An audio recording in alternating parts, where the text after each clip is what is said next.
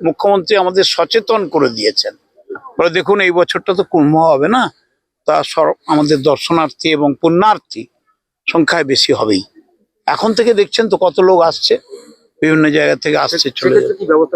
আমরা সব adequate arrangement রাখছি, anticipating the excess number of pilgrims আসতে পারেন সেটা আমরা রাখছি। তো আপনাদের শুভেচ্ছা, উপরওয়ালার আশীর্বাদ, ঈশ্বরের আশা আর কপিল মুনির আশীর্বাদ।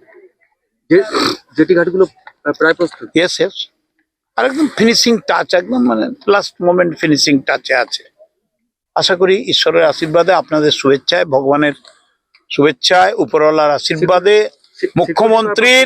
মুখ্যমন্ত্রীর শুভেচ্ছা এবং যেভাবে তিনি মদত করেছেন, আমাদের উৎসাহ দিয়েছেন, আমরা খুব উৎসাহিত হয়েছি। পুণ্যার্থীদের সিকিউরিটি নিয়ে কি লাগবে?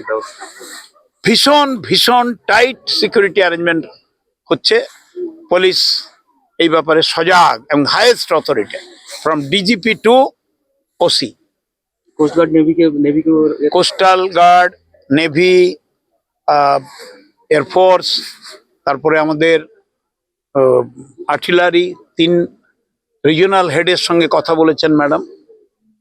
আমাদের ডিজিপি, আমাদের কোস্টাল গার্ড, আমাদের police administration, our police is very very very very sharp and very very effective.